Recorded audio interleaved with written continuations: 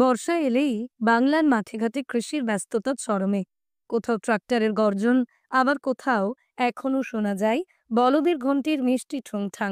আধুনিকতার ঢেউ ছুঁয়ে গেলেও বীরভূমের লোকপুর আজও ধরে রেখেছে কৃষির এক বিশেষ ঐতিহ্য, রকেট লাঙল।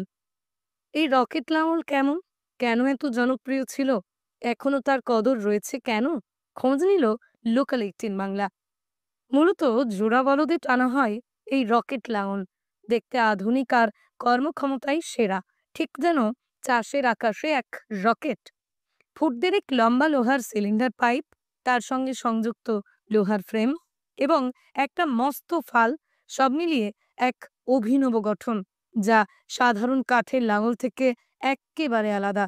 সরানন কর্মকার বলেন, এই লাঙল একদম প্লেনের মতো চলে, কোনো চার নেই, ফলে বলদের পক্ষে টানা সহজ নয়। চাষও হয় গভীর আর পরিষ্কার ভাবে। বিশেষত্ব কি রয়েছে? এরকম যে মানে রকেটের মতন যায়, সেই জন্য মানে একদম প্লেন অবস্থায় যায়,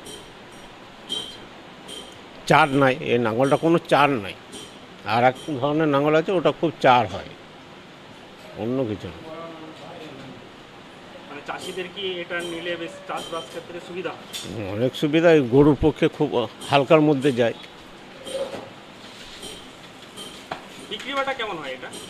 ভালো, বিক্রি বাটা ভালো হয়।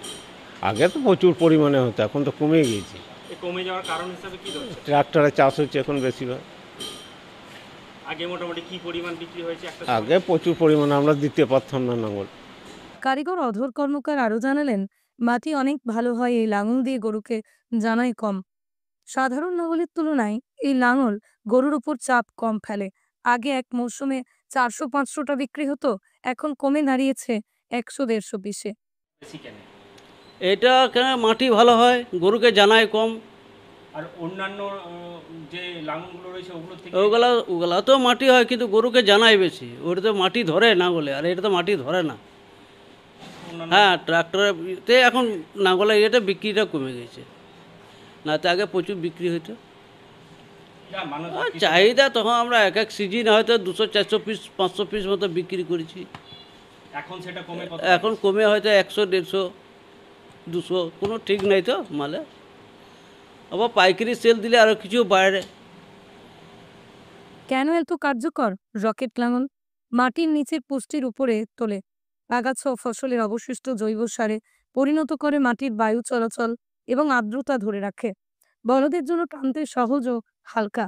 তবে বর্তমানে আগের থেকে বিক্রি কমেছে। তার কারণ হিসেবে কারিগররা বলছেন, ট্রাক্টরের ব্যাপক ব্যবহারের বড় কারণ, বর্তমানে যান্ত্রিক কৃষিকাজে কৃষকরা বেশি ঝুঁকছেন। ফলে লোকপুরের এই ঐতিহ্যবাহী রকেট লাঙলের বিক্রি 90% পর্যন্ত কমে গেছে। বীরভূম থেকে সুদীপ্ত গড়াইয়ের রিপোর্ট, লোকাল 18 বাংলা।